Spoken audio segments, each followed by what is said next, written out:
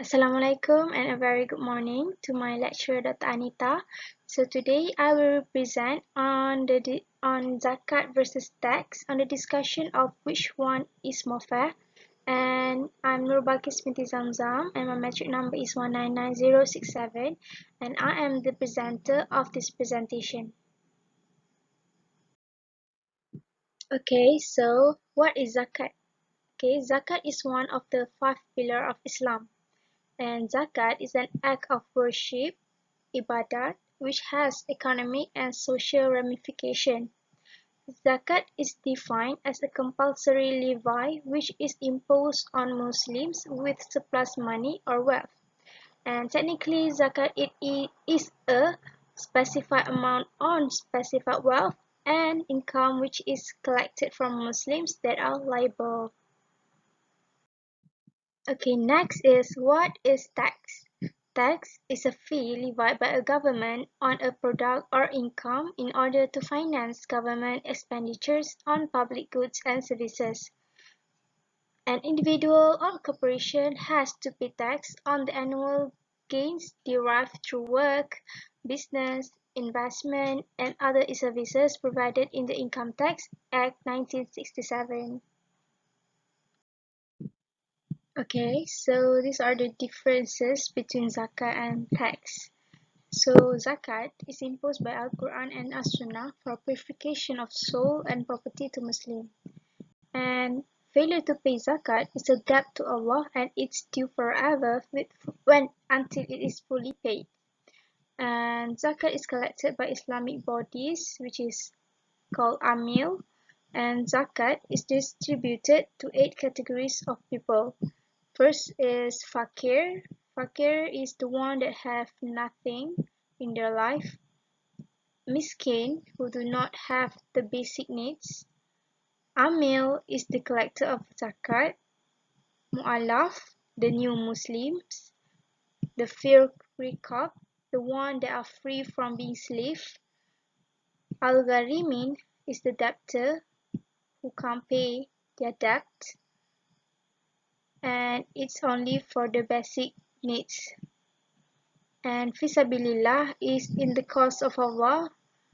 For example, those who are in the journey in the cause of Allah, such as the students.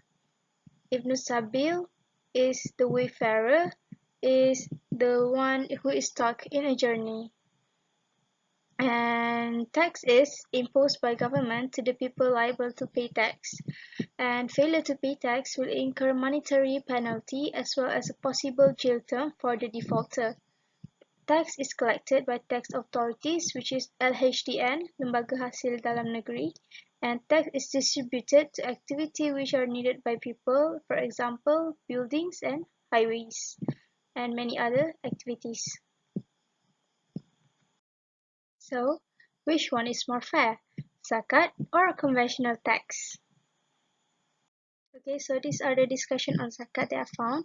First, if zakat is implemented carefully, the rich would not become poor and the poor could cease to be poor. This means that the rich would not, when they give zakat, they would not become poor, but they help the poor to have a better lifestyle. And second one, zakat provide relief to those in need and collects funds from those who have surplus. The third one, zakat leads to the reduction in income quality and to an increased social welfare. For one, zakat helps increase the purchase power of the poor and leads to economic growth in consumption, expenditure, and aggregate demand. This means that when the poor receive the money from zakat, they will spend this money to buy their basic necessities and thus increase the consumption growth. Okay, so these are the limitations to zakat. First of all, marginalizing non-Muslim. As we all know, multiracial country would face difficulties in adopting zakat system as they will have many questions to the system as they are not convenient to the system. Second one, the scope of zakat beneficiaries. Zakat is limited to only 8 group of people, and zakat was intended as a redistributive system. So zakat cannot be spent on government expenditures. Okay, so these are the discussion on tax that I found. First, tax collection is to cover for general government costs in order to carry out governmental functions, both for routine and development. And tax is used to increase in effectiveness and productivity of the nation as government is able to implement various socio-economic development projects such as the construction of roads, bridges, schools, health facilities, and provision of social services. Tax also assists in reducing consumption of unwanted goods, for example, alcohol and cigarettes. Taxes can be viewed as as, bet, as better a redistributive tool in terms of their spending scope.